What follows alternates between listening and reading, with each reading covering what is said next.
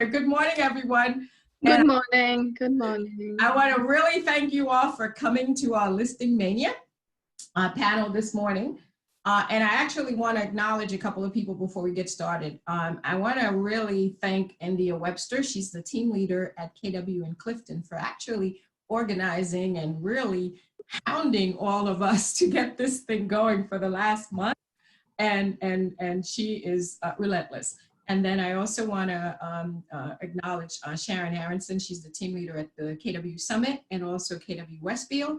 And also Joe Kozo, who is the team leader in Montgomery, for getting all this together. And I actually think this collaboration is an awesome idea. It also helps me getting my training calendar together because it's half filled with other events happening in other market centers. So it's all good.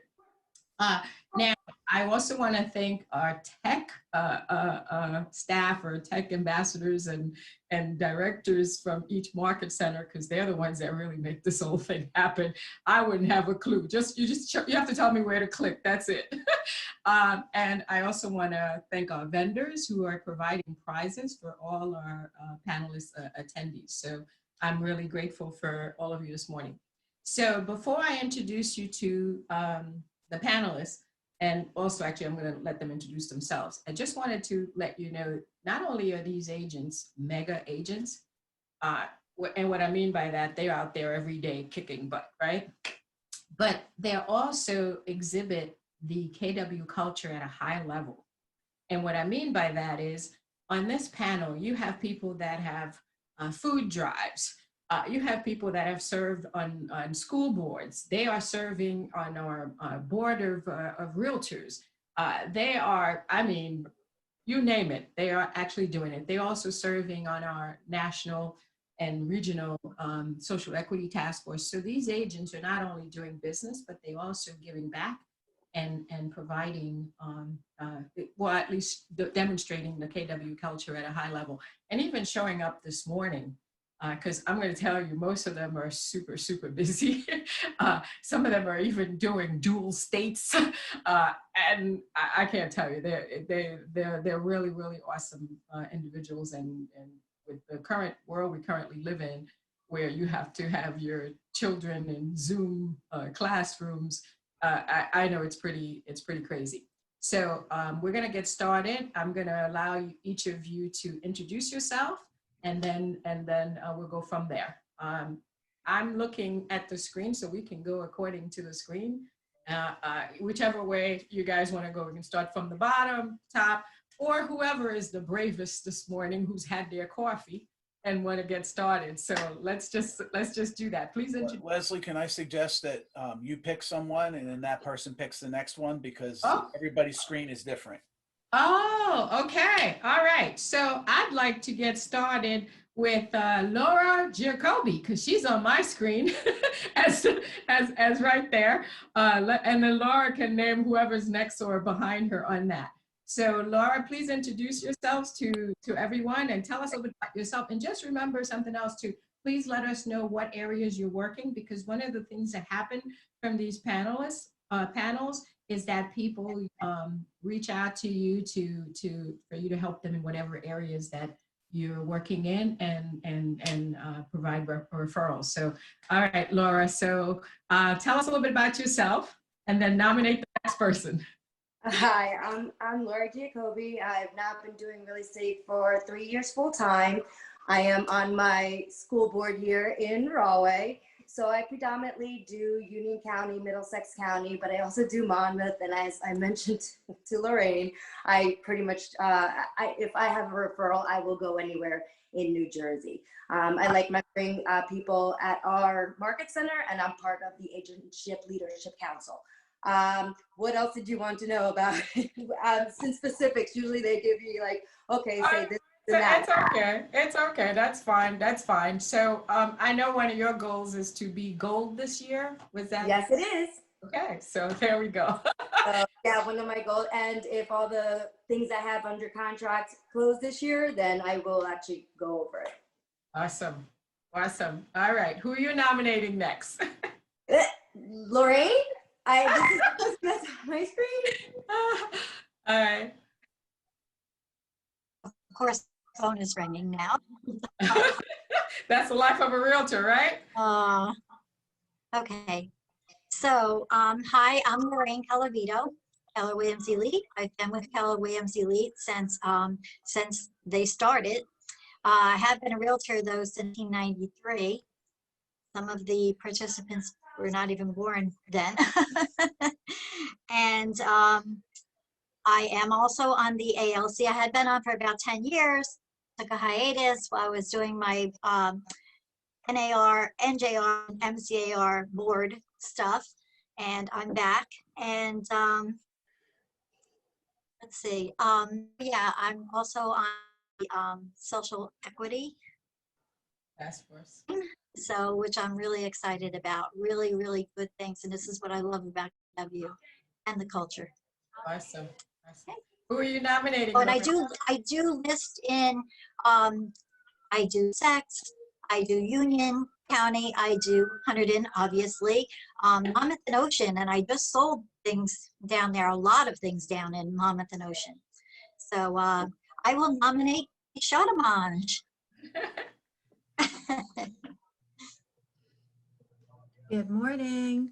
Good morning, Kathy. Sotomanch. I've been with Keller Williams since I got my license back in 2006. I love my KW family. I am a member of CJ MLS, Garden State MLS, Bright Trend MLS, Ocean MLS. I try to be available to go where my people need me to go, but I do have certain boundaries. Now my furthest contract that I have is out in Stewartsville, which is in Warren County. That's like an hour away. I Wow. not to go that far away. I just got one of my offers accepted this morning in North Brunswick, 9 offers. So we won, they listened to me. Okay. It's a wonderful thing. I also serve on the grievance committee and policies and procedures, because I think that's a really big thing right now, is trying to get everyone to do what they're supposed to be doing. And that's about it. Awesome. So who And do I nominate Angela. Good morning, everybody. I'm coming to you live from my deck where I have locked my patio door so my children can't run out and interrupt us. Woo! I got licensed in August of 2017. This has been the best thing that I've ever done. I'm so thrilled to kind of be on this journey. And, you know, I primarily work Middlesex County, and, you know, part of my challenge, as many others, is to figure out this whole current world with small children and Zoom. So part of that is to be able to provide my best to my people, is to restrict where I'm working. So I'm mostly Middlesex County, but I am venturing out into Union as need be. Let me see, where am I working? You know, I'm a very big contributor to my local community. I do constant food drives in the area for a food pantry, and I have served on my local zoning board for the last 6 years. Very difficult, thankless position, but you know, very excited to be here at KW. I switched in December, and I've never felt home so much at home. So thank you, everybody. Awesome. Awesome. Okay. Who do you want? Akila? Oh yes, Yeah. Akil, sorry, go for it. Yeah, hi. I'm Akila. I've been with Keller Williams for last 15 years. This is the first place where I started, and it's been a long journey. And I'm more of a, you know, I've turned myself to be more of a listing agent. I started with the buyer's agent. And in my 16 years, 15 years of this journey, I would say, learned a lot, you know, learned to haggle with these clients, and, you know, just keep running after them. That's, you know, that's been the key. And, you know, I'm here. I work, you know, I try to, you know, take days off, but I think it's just like an addiction. You just keep working, working. Yeah. Well, for those of you who don't know Akila, she comes off like, you know, I dabble in real estate. Akila is actually a platinum level agent, okay? I'm just saying, I just do a little thing here and there, whatever. No, Akila is making it happen every day. In fact, I don't even know how she does it, but that's what we're gonna find out today. All right, wonderful. Thanks so much for being here, Akila. And Amber Noble, who actually, I'm so glad you're able to join us today. Can you share about yourself and tell us who you are, what you do? Good morning, everyone. Can you hear me? Because you certainly can't see me. Yes, we can hear you. Okay. Amber. Technical difficulties. It's fine. Yes, technical difficulties, but we're going to keep pressing on. So, first of all, Leslie, thank you so much for inviting me to be a part of Listing Mania. I'm a maniac about my listings, so I was super excited. I'm so happy to be here with all of you. My name is Amber Noble. I've been a licensed New Jersey agent for nearly 14 years. Most recently, I was a broker associate and had spent a number of years with Adele DeMoro's group over at KW West Monmouth and Monmouth Ocean. I'm now a broker of record in New Jersey for a quaint little KW brokerage that is the sister brokerage to my Philadelphia, Pennsylvania KW Philly brokerage, where I'm also a realtor. So I'm licensed dually in PA and New Jersey. So if anyone needs any help in Philly and the surrounding suburbs, I got you covered. I am happy to be here. I am wild about listings and I can't wait to share and learn from each of you. Awesome. Awesome. Thank you again. Thank you guys again. Well, what we're going to really talk about is really more or less the 3 L's, but we really want to start on how you get it. Well, let's just back up a little bit. We all know that we're living in what we call an unprecedented time, new world. I get tired of even saying it myself. Okay. But we know it's not what we're accustomed to. So, one of the things that I'm going to say, I'm really proud of our Keller Williams agents is that even though with everything that's going on, our numbers are pretty much on point to 2019, right? So that means we've had to pivot and make some changes and do things differently because some others, their numbers are completely down. And it's understandable because this is not the world as we normally know it. So I wanted to get an opportunity to hear from you guys that are really kicking it at a high level. What is it that you're doing differently or the same for that matter in terms of getting listings, marketing listings? For example, we know marketing listings now is probably, you have to put like a sanitizing station, right? That's part of the whole thing. So everything is a little bit different. I've even heard of drive-by closings. I mean, it's just kind of crazy. So we're going to go down for 3 parts, really. We're going to talk about what are you doing these days to get listings? What does that look like? We're going to talk about how you're marketing your listings. And then we're going to talk about how do you actually get them to the closing table? Because that could be a challenge, specifically when you have buyers that are participated in a bidding war and they are very competitive. They want to win. They're bidding $50,000, $100,000 over price. And now, right around inspection, they're suffering from buyer's remorse, right? So all kinds of interesting things are going on. And then, of course, other things as well. So let's start, and any one of you, I mean, I'll just point out to one person, but I do want to hear from every one of you on each of those questions. And then finally, I want you guys to share, what are you looking to implement in 2021 so that you can continue to accomplish your goals or at least proceed at a high level. So that's what we're going to cover today. So again, you guys that are attending this, strap your seatbelts on. It's going to might get a little wild in here. So it's all good though. So why don't we start with you, Amber, because you were last. What are you actually doing these days? What is the current source of most of your listings? How much of that has changed or stayed the same? Where are you getting your business from? So I would say that the lion's share of my listings are coming from referrals and past clients. And when I say referrals, I mean, I get a ton of agent to agent referrals. I belong to various affinity groups on Facebook. I have, you know, sought out, like when you see those different commercials, Home Light, this, that, you know, those, some of those places, even though they seem like they're anti-realtor, they actually do provide realtors with listing opportunities. You pay them a referral fee just like you would pay another agent. And sometimes you may have to compete. They may send in three agents to a listing appointment. You have to fill out an application and that sort of thing. But once you've sort of mastered your pitch, then you can, it's a great source of referrals. I've used Command. I make sure that my profile is completely filled out in KW Command, so that when they're looking in the areas that I specialize in, that my name comes up. I make sure that even though I do the old, you know, good old traditional paper referral sheet, I also make sure I intentionally double up and put my referrals in Kelly, because it shows that you are actually doing business, and it helps boost your rankings in Command, so that when those referral opportunities come, you're considered. And as it relates to my past clients, I've just been sincerely and genuinely checking on people.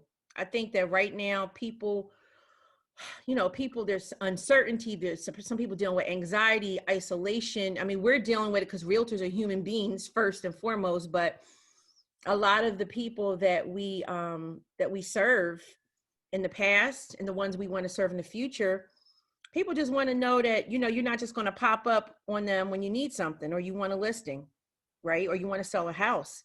Yes. And I just, for GP, I just kind of just check on people and go in a little rotation. Hey, how you doing? Just want to let you know, I was thinking about you. Is there anything I can, you know, do for you? And I ask people, can I help you? How can I be of service to you? Not just as it relates to real estate.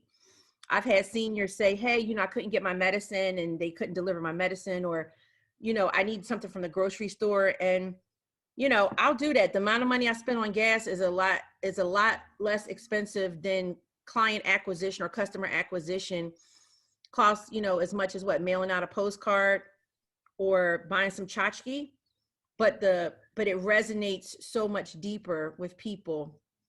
And then people call me, they remember me. Yeah, So, I actually saw someone on Facebook the other day, basically, who happened to be a realtor but owns property in other states and cities, have you as their realtor, and basically saying how great it was working with you. So I do know you get a lot of referrals, primarily from KW agents, and that I think speaks highly of. Oh, you're talking about me, Leslie? Yes, I'm talking about you, Amber. Oh, CJ, yeah, exactly. And he's a realtor. He is a tough customer. And he's let me sell over $1 million worth of properties for him in Philly. Yeah. He lives down in Maryland. Yeah. But it's that sort of thing. So if I had to sort of encapsulate all that I just said, the theme would be check on people, check in with people, check in with your colleagues in other places, and see how people are doing.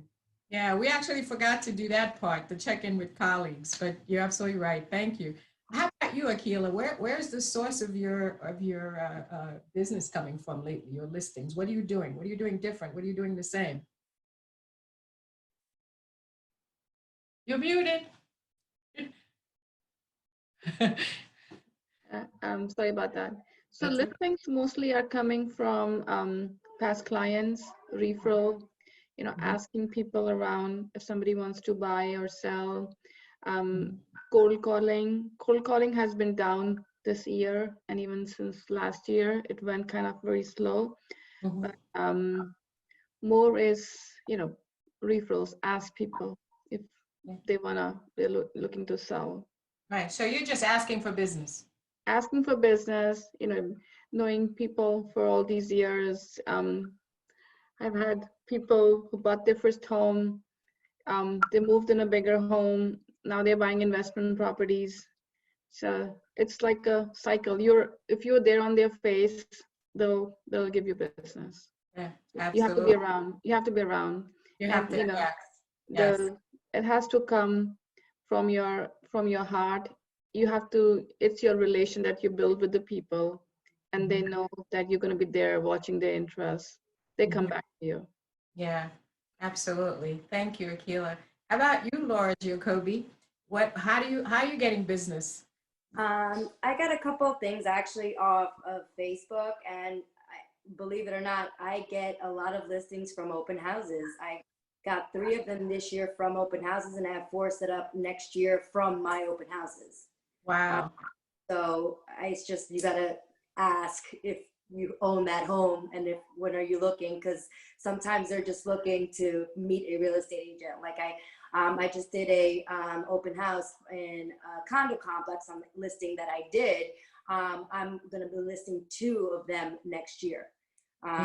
Yeah, and then the house that I listed from the condo was from my open house in another house in the same town. So 2 of my listing came from expireds from the previous year, because I noticed that basically I called because the market has changed so much and gone up like cuckoo bird crazy nuts.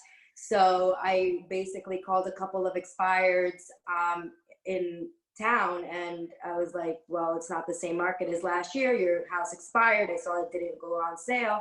So that's how I got a couple of them. And of course, referrals and past clients. I'm listing a house next week that I sold to her, like it was my second sale ever in the business. So Wow.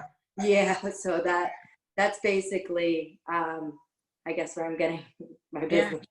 Yeah, absolutely. So what I'm hearing is you're not just sitting there waiting for it to drop in your lap, right? Oh, no. I consistently work, and now that we're able to do open houses again, I believe it or not, I do an open house every single weekend, sometimes Saturday and Sunday. Wow. And yeah, and I know Akila does as well. Well, I'm going to ask Angela the same thing. And Angela, we have a nickname for you. What do we call you, Angela? I'm known as the mother hustler because I'm always dragging my poor 6-year-old and 21-month-old around with me. Right now, obviously, that's a little bit hampered, but they're always a part of they're my life. And I think, a couple of things that were touched on are so important. The first thing for me is always be genuine.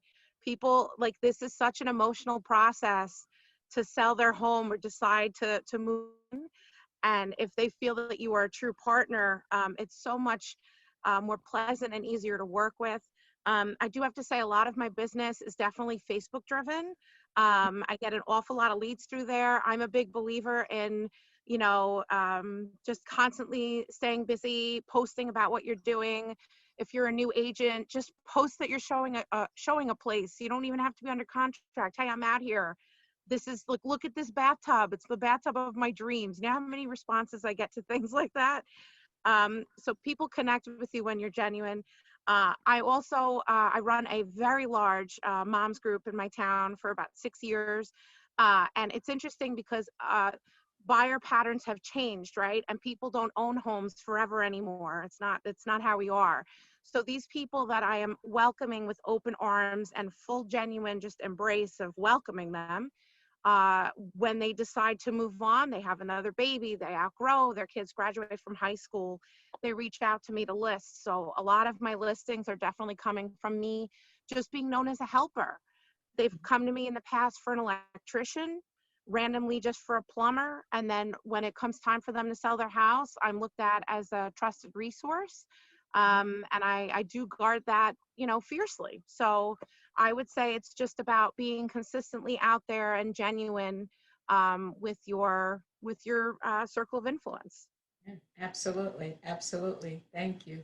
And I know for a fact I've seen her load her car with food for the food drive that she does. So, and the kids in tow, by the way.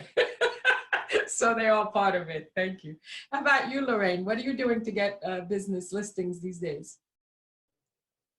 Okay, so there's quite a few sources, but the most I think is referrals and past clients, especially being in the business for the length of time I've been in the business. Sometimes these clients 2 and 3 houses over the years I've listed and sold, and to multi-generational as well. So that helps when they have kids and now they want to buy. So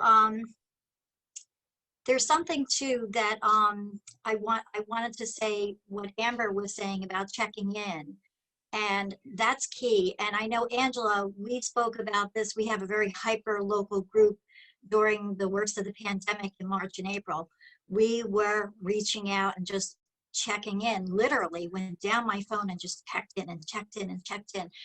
As a result of that, it did lead to more business, and it wasn't for that purpose. It really wasn't. No. It was just being concerned, you know, about your past clients. They pop in your head sometimes, and you really just want to check in. Also, too, I am a CRS, so I do get referrals from that. I am also a Home Light. I do get those leads too from Home Light. Women's Council of Realtors is another source. I have people call me sometimes from California. How did you find me? Oh, you're a women's council and I saw your credentials. And also to Kelly, because when Akila and I were away, when Kelly first came out, we were running around getting everybody into our phones like crazy. So just, yeah, so that's another source, and multiple referrals sometimes from some of those people. So yeah, that's about it. As far as buyers, I reach out to my past rental people. I put them right on my calendar for the 10th month of that rental to reach out to them to say, hey, it's time to buy. And sometimes they are ready and sometimes they're not. Yeah, awesome. Thank you. All right, Kathy. So where are you getting your listings from? Well, primarily right now, it's all mostly referral driven. You know, most of my sellers are either elderly or they have health problems. So when they trust you and then you have a transaction with them, they have other people that they know that are looking. And so it's like people are watching to see how everything is going to happen.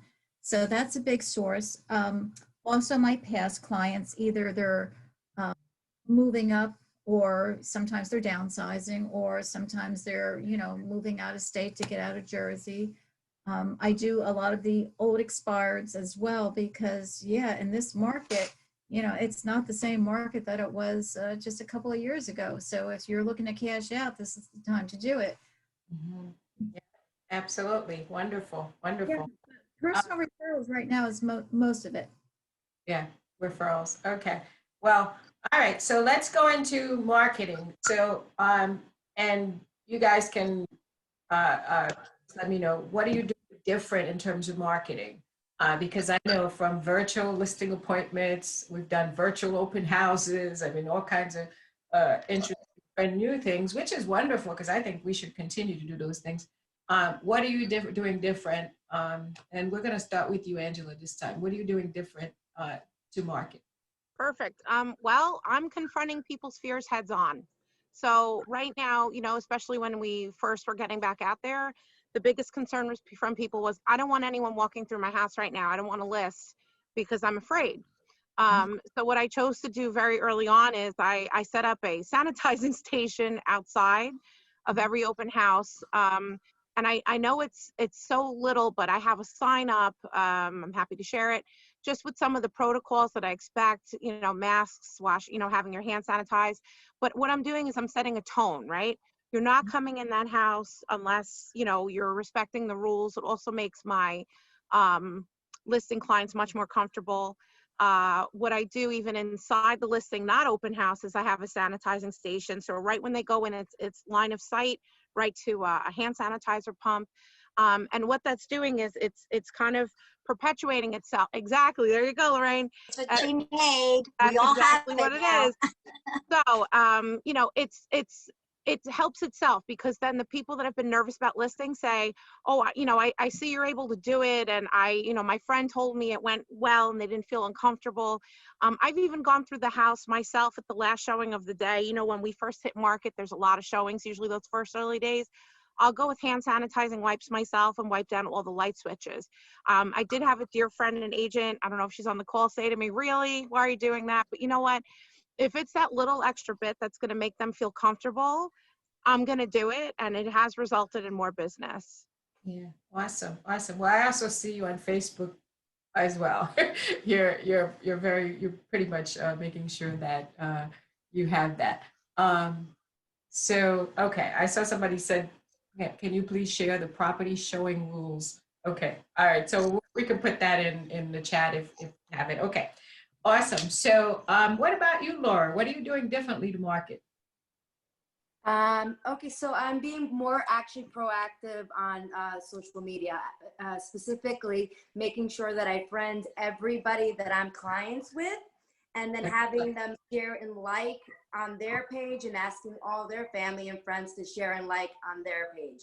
I also have joined various groups throughout the state, whether it be and like New York and Brooklyn and whatever, because they're the ones coming here. So I'm joining community groups in New York to post my listings there as well. So obviously virtual is and social media is a lot to do with the marketing now. Yeah, yeah. All right. What about you, Amber? What does marketing look like for you these days, or is it the same?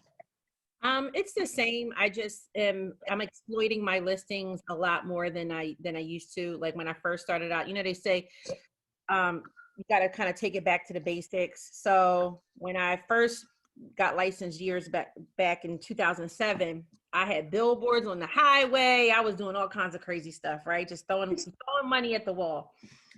And then what I realized is that I kind of got into a groove and I got comfortable. And so COVID made me uncomfortable. So I said, you know what? I'm going to go take it back to the old school. And every listing I get, I exploit the heck out of it. So I'm going to have my sign writers with a call to action on top of my sign saying text or call Amber. I'm going to make sure that I do just list it when it goes pending or under contract. Like I want to take credit for my inventory and make sure that they know that I did this. And when that bad boy sells, then I'm going to do that as well. I am challenging myself to get on Facebook and show myself, or at the very least let you hear my voice, because I really want the focus to be on the listing.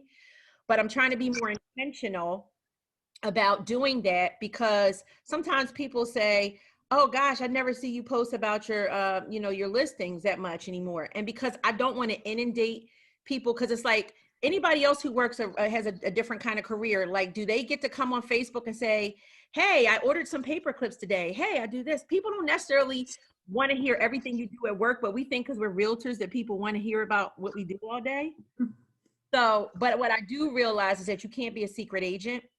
And I have so much business going on that I haven't really been as focused as I want to be about sharing those wins, right, with the world. So I am making myself, even when my face is not beat and my hair is not done, just hear my voice, I'm making myself get on social media with it. Yes, absolutely, absolutely. What about you, Keela? What are you doing to market your listings? Or are they selling too fast? You on mute again, Keela. Yeah. The best thing these days is if you have listings, put under ACS, active coming to show.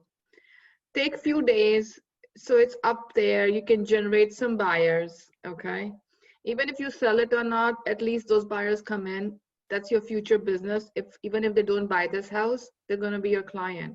So that's how you can generate more buyers and try to sell it. It's stations are there as soon as people are entering. I have notes highlighted in yellow. Please wear shoes, covers, gloves. I'm putting 2 bins outside these days, one for shoes and one for dirty gloves. I'm dropping boxes of gloves and pump sanitizers and everything. We have to make these sellers very happy and safe that we are watching their interest. Even if one is being used, leave extra with them. So they're happy that, you know, you're watching their interest. You just have to do genuinely also, not just like, you know, agents which are going in, let them know they have to be very careful. Don't touch anything.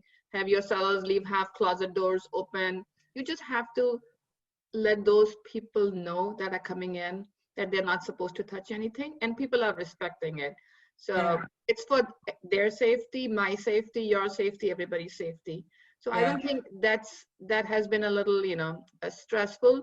The stress has been to get more inventory in the market, because people are not very willingly happy to put it until unless they have a reason to move out.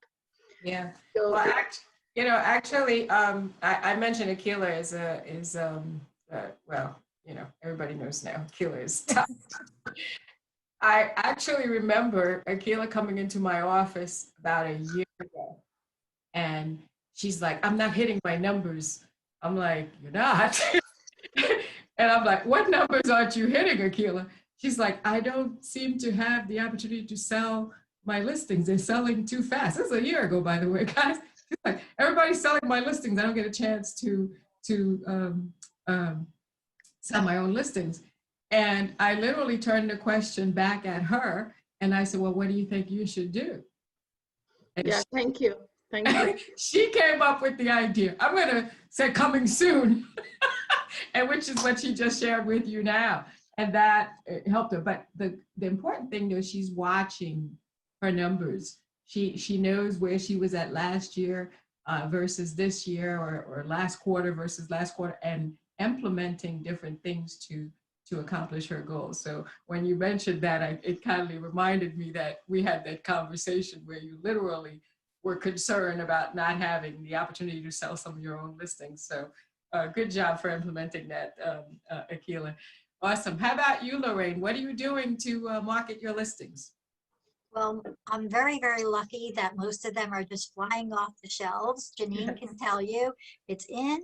I don't get a chance to even bring any potential buyers myself. Offers are coming in. I'm very blessed. But the usual, and I do love the active coming soon, because I used to be afraid of that, because I was always afraid of getting a fine if I didn't do it right from the MLS. But now I do it all the time, and it really is, especially in this market, it really hits home. I'm always online just checking to see how many hits like the actual buyers are doing. I'm monitoring that as well. So yeah, that's about it. Yeah, I'm going to tell you something else that you're doing, Lorraine, that is part of marketing your listings. And you guys may not think of it as marketing your listings, but when you're a great agent to work with, that markets your listing. People are more apt to say, "Yeah, Lorraine listed that," or "Angela listed that," or "Akil." Yeah, because they're great to work with. Because there are some agents you kind of like, oh, you know. So believe it or not, how you present yourself, how you work with others is actually a great tool or part of marketing your listings, because other agents actually want to show your listings, and because they want to work with you, because they know you're excellent at what you do, and you're exhibiting the highest level of ethical behavior. Is how I'm going to put that. But I wanted to point that out as well. All right. Hey, Kathy, how about you? Kathy actually has a marketing machine. So what are you doing, Kathy? Well, first of all, it helps to have a really great photographer. That's number one. That's a big thing, especially because when I'm on a tight timeline, I can say, "Can you hurry up and get it done for me?" Where, you know, I have a little bit of leverage there over other agents. It doesn't always work, but it does help. Also, so what I like to do, obviously, is the active coming soon. I think that's a really strong marketing tool. And I usually will put my listings in on a Tuesday for showings to start on a Thursday. So by the time Thursday gets there, it's already booked solid. That's really important. And so when I take a listing, because people are very concerned about, well, you know, people coming into my house, da, da, da, da. And like I said, most of my clients are either elderly or sick. So I tell them, you know, if you are follow my advice, this is going to be short and sweet. So usually you put it in on a Tuesday, showing start on a Thursday. By Sunday, we're doing highest and best. It's that simple. And it drives up the frenzy so that you're getting all these offers that are driving up the prices. And, you know, sometimes when you're dealing with older people, they're like, well, let's list it up here and then we have room to negotiate down. And I said, no, let's list it down here. We'll get more offers and it's going to get you where you want to be. And it worked pretty well. Also, I advertise a lot in homes and estates. And what I like about them is they syndicate to the Wall Street Journal. That's number one. But two, for my active coming soon, I'm putting it in there. And then when the next issue comes in, I can show that that active coming soon had multiple offers within a few days. And my sold listing sold for, you know, 25,000 over listing, 50,000 over listing, whatever it is. And it's a great marketing tool for me to show, you know, if you're concerned about the market right now, this is it. You know, this is not, you know, puff. This is the real thing. This is how it's really working. I do insist that people showing my listings, and I'm like a maniac about this, and I know it, but, you know, conspiracy Kathy strikes again. Everyone that shows my listing must sign a COVID-19 form, and it's got to be the one that I have, not the other one, I think through Najar. And so I think that not only for our safety perspective for our clients, but I think that when all of this starts to kind of unravel, I think we're going to start seeing a lot of lawsuits. I believe that potentially that could be an issue for us, that if someone comes down with COVID, you know, it was because someone came into my house and, you know, maybe they weren't properly vetted, or when they start doing tracing. So for me, I know it's a little extreme, but that's how I'm handling. And my sellers are, it seems to make them much more comfortable. And of course, we do put out all the PPE for them, and we have the sanitizers and the new, you know, I'm spending a ton of money on booties like crazy, but that's pretty much what we're doing for our marketing. Well, you know, you mentioned something else that is actually a big part of marketing that we tend to, you know, kind of pricing. Pricing is a big part of marketing, because if the price is wrong, you're not selling, right? Yeah, and I've got a couple of people that, you know, they're getting their information from, you know, somebody else, and you're like, okay, fine. And, you know, guess what? They're not selling. Yeah, exactly, because pricing is a big part. Hey, how about you, Angela? You thought I forgot about you? Okay. I went first. Oh, you did? I Oh, went first. oh, awesome. You went around. Did Laura go? I gotta keep track. No, that's okay. That's Yeah? okay. All I right. think I hit everyone, so we're good. We're good. Awesome. So let's go back now to getting to the closing table. So you got a listing, you marketed it successfully, you got a contract, you out of attorney review, and now you got to get it to the closing table. It sounds like you're pretty much done after you get it under contract, but then you're not. So what is different? What do you have to do to make sure you get to the closing table? And what I'm talking about is we're dealing with appraisals, we're dealing with buyer's remorse, all those kind of fun things. So what are you specifically doing to make sure that the contract you get actually gets to the closing table? Because after all, we don't get paid unless we close. So we're going to start with Keela this time. What are you doing? Oh, Lorraine is excited. No, I have to say, if you don't counsel your buyers and tell them ahead of time that that pie in the sky price may not be realistic, you're going to have a problem. Counsel them and counsel the buyers. Let them know ahead of time. This may not be a realistic number. And if they have that in the back of their mind, odds are you won't have that issue when the time comes. All right, so you're saying to do client consultation, 100%. really set up their expectation of what the market is, what's realistic, what can happen. Awesome, absolutely. I like to say give them the real number. Yeah, that's from both sides. Absolutely. All right, Akila, what are you doing to get your under contracts to the closing table? Okay, so the first challenge is when you're negotiating, you want your offer to be accepted. But with this multiple offers, you definitely have to go higher. Okay. Mhm. You have to, like Lorraine says, the reality number and what you're achieving. There's a little bridge that you have to gap. So you have to educate your client that this is what it should have been, but since the market is changing, this is what you are paying. If you want the house, you have to pay. If you don't want the house, you miss this, the next home that you're gonna buy, you'll pay more than that. Mhm. Mhm. So what you don't pay now is because you don't want to pay. But the next home that you will find is going to be higher than this on what you're going to miss. So you have to educate them. You have to bring them the reality.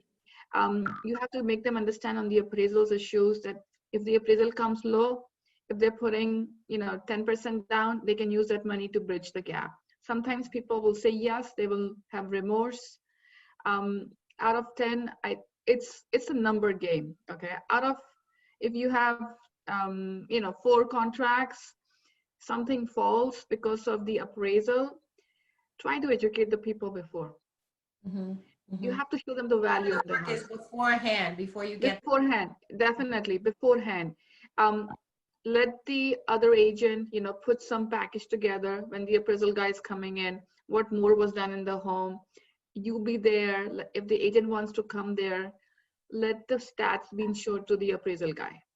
You literally have to work twice, because earlier, if the appraisal didn't come, it's okay, seller's going to reduce price. But now, before the offers are accepted, like sellers are asking the appraisal to be waived off, the home inspections to be waived off, the mortgage to be waived off.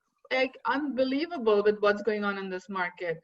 So you've got to do your work ahead and prepare your clients. And also, no matter what you do, if your buyer misses a home, the second one, he's going to be ready. So you do your job, understand him. To some point, you can force somebody, but you can't go to somebody's wallet and make him sign a check.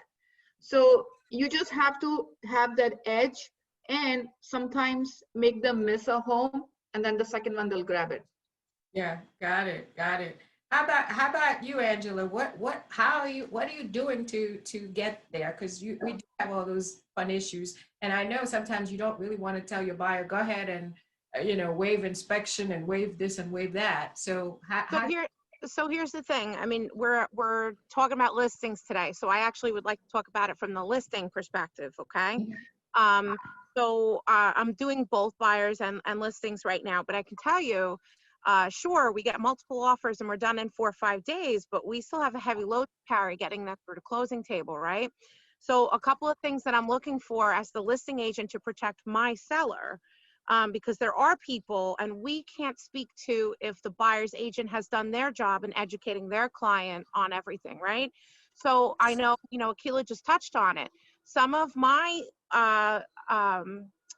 deals as the buyer's agent, I did have to waive appraisal. Now, those were very risky situations. Sorry, there's a train going by.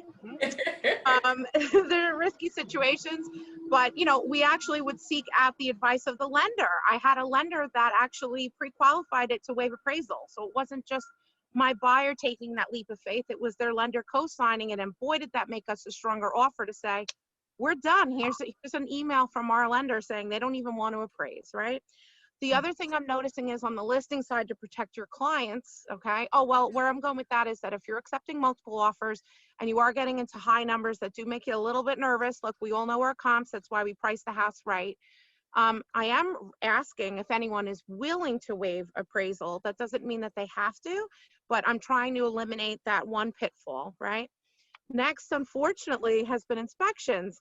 So if someone is bidding $50,000 over ask, we get to inspection, things that they would normally, in my opinion, let go, they're going for it. They're like, we gave you 50 over, I want $5,000 worth of work. Even things that we would consider a little excessive, like changing the insulation, that would be an improvement, right? It's not, there's something wrong, it's something to improve.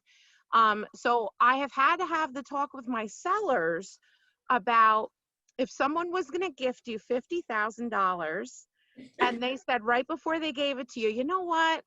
I'm going to make it $45,000.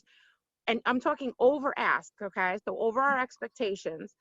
Are you going to refuse 45,000 extra dollars because they want their 5 back? So it's about keeping your seller expectations in reality. They don't have that money yet.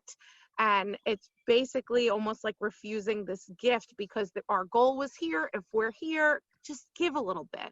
So it's just, I'm noticing that inspections are a little bit rougher to get through on the seller side in this market. But the key is really just making sure that your sellers are educated on where things can go wrong. And this way, when they potentially do, they feel less anxious about it.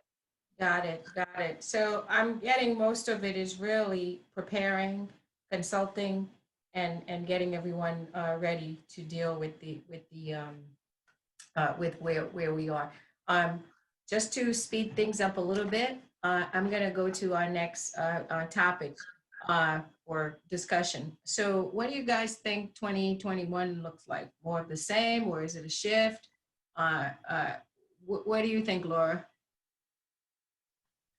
Sorry, I have to unmute myself. Well, right now, if interest rates stay where they are, and you know, it's always the economic supply and demand.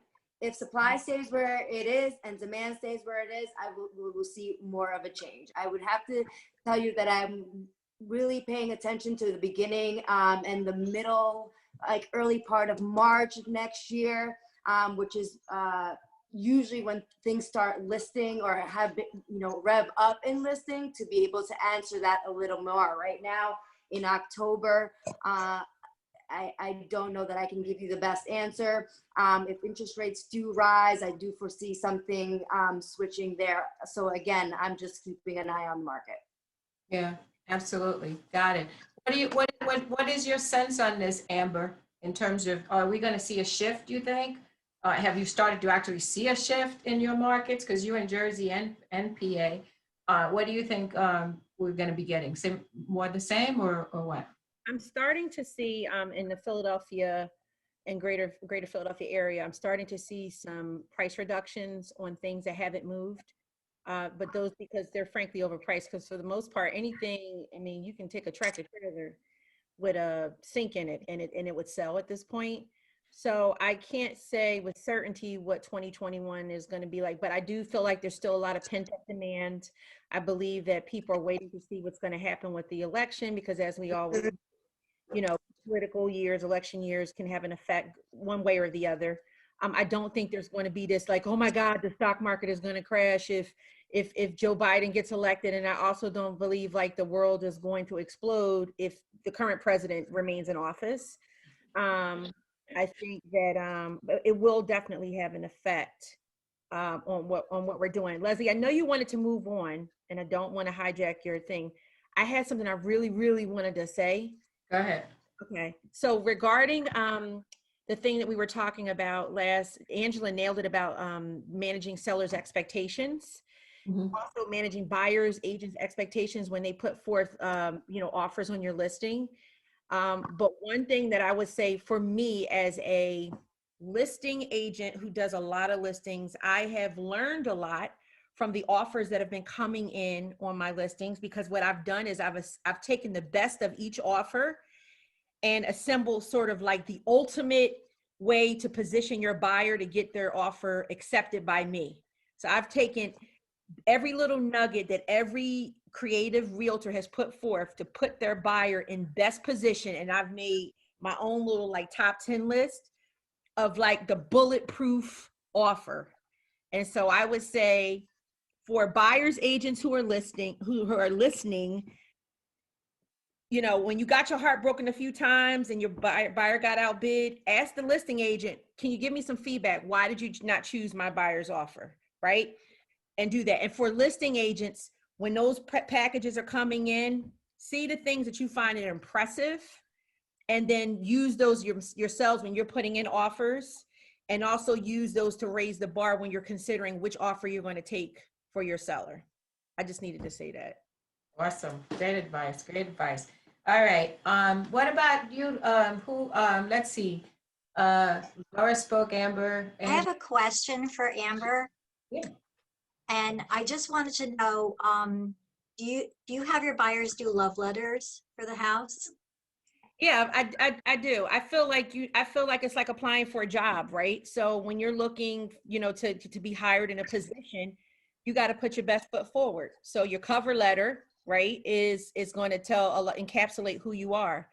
And I believe that you need to include a narrative. So whether it comes directly from the buyer or you as the advocate for the buyer, because I consider myself an advocate, if I give a brief narrative about what makes this buyer different and special, why they can go to distance and actually make it to the closing table, tell their story, make them human, because otherwise I just got a bunch of paper here in my inbox, and after a while it's like want. It's true. I just want to see a show of hands for everybody who does do those love letters. Humanize people, especially now. Yeah. Humanize people. Kathy doesn't. You don't ever do that for your buyers? Kathy? I won't say I never do it, but as a listing agent, when we're going through our offers, I wasn't able to address a couple of things, but when we're going through our offers, at the end of the day, it's a business decision. They might look at that letter and say, oh, gee, that's nice, next. So I think one maybe accepted someone because of their letter, but he was still 20,000 over asking. Okay. NAR, for the record, NAR does not approve of the love letters. Just saying. In the chat that they're not allowed to do it in New York either.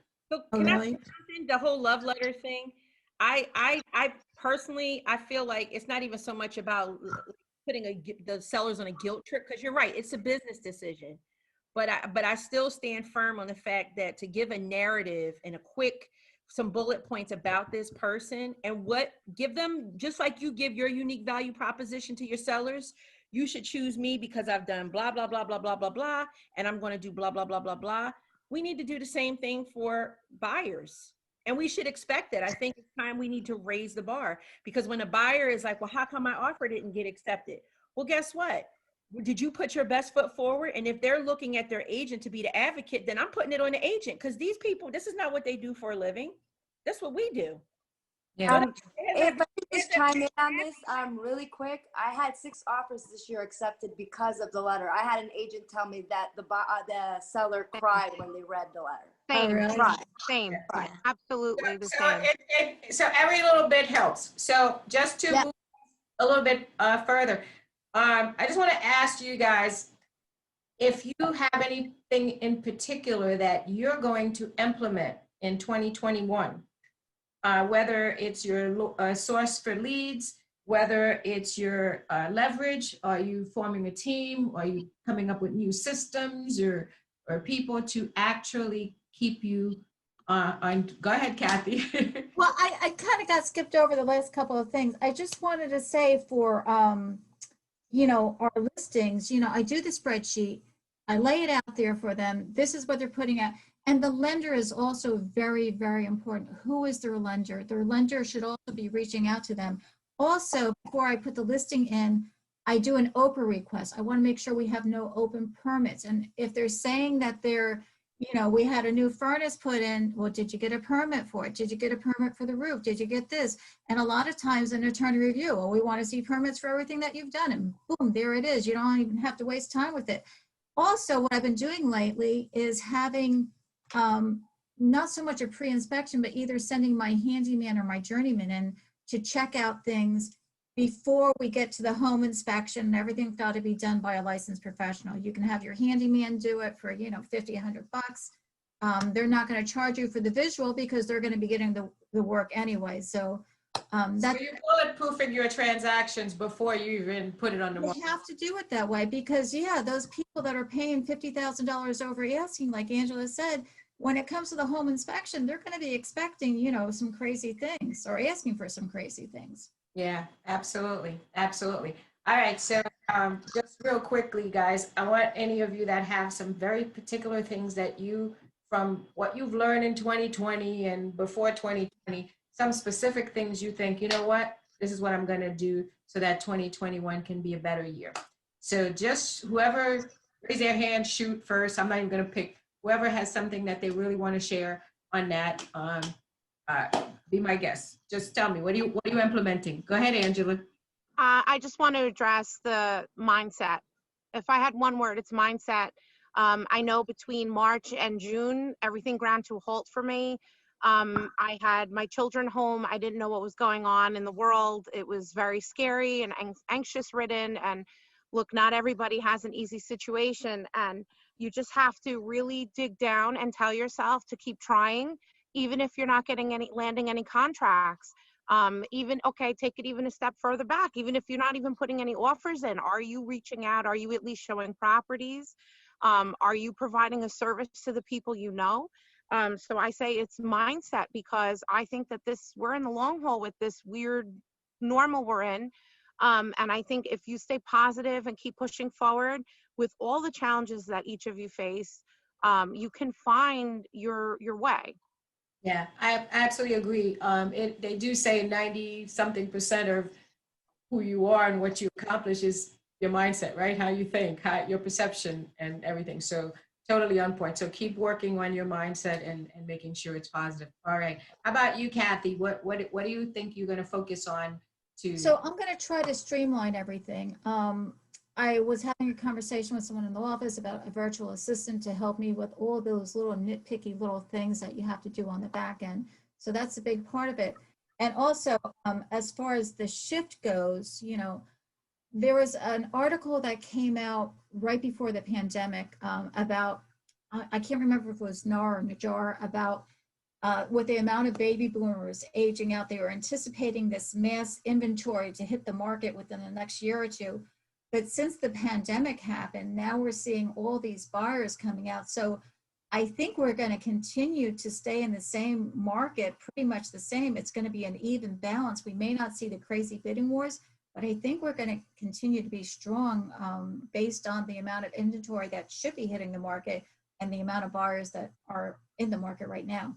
Right, absolutely. So I think what Kathy mentioned that she's going to do in 2021 is to really make sure that her time is used on dollar productive activities. She's going to use the concierge service. She's going to use our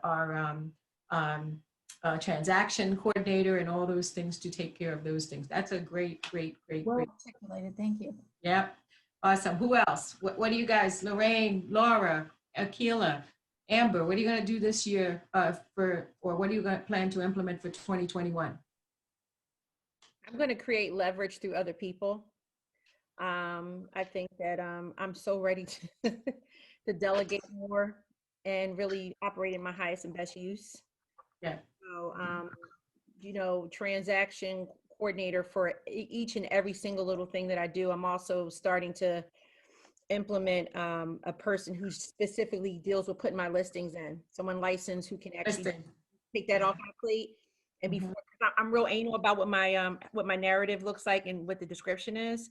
So before they press active, I need to read it. But I'm just like, why am I doing this? Like, is this really the best use of me? Yes. It's just not. So just delegating, and then also everything CRM. I'm going to be a crazy maniac about my CRM. Absolutely. Leverage. The 3 L's. All right. How about you, Lorraine? You're muted. We can't hear you, Lorraine. You're still muted. You're good now. Okay. Well, Rich was messing with me. So yeah, definitely leverage. Thank you, Janine. I know she's on the call. She has been like my right hand, and that's, helping me a lot, when you're trying to be out with people and still do your job with all that paperwork and everything else. So I want to say absolutely leverage is key. Leverage. Yeah, key. And Akila, definitely. Go ahead, Akila. We've been talking about this for a while now. For me, I think I need another buyer's agent, like a full-time agent that I need. I'm still going out with the buyers, and I don't want to go out with the buyers. So that's what I'm Looking for. Okay, looking we'll be forward talking to. soon. How about you, Laura? We've also been talking lately about your leveraging. What are you going to do? Oh my goodness. So I am, yes, overwhelmed with the amount of administrative stuff. So I'm definitely going to be doing the transaction coordinator and even looking into getting an assistant because, yeah, I can't keep up. Just can't. Yeah. And it doesn't allow me to continue building. Yes, absolutely. Love it. Love it. Okay. Well, I want to thank you all for taking your time to do this, and for all of you who actually showed up to hear. I hope you got something of value. But I also want to remind everyone out here that we still have a lot of great events, classes, panels scheduled for the remainder of the month. I know for a fact on Friday, we have Stephen Gandel, who is our Regional Director of Technology. He's actually bringing in how to get listings through command. And one of my favorite people, Linda McKissick, is going to be here next week to talk to us about getting 10 listings every single month. And we also have our VP of industry, Jason Abrams, that's going to be here as well. So take a look, see what's coming up, make yourself available, and looking forward to seeing you guys soon. And again, thanks so much for coming today, and enjoy the rest of your day. All right.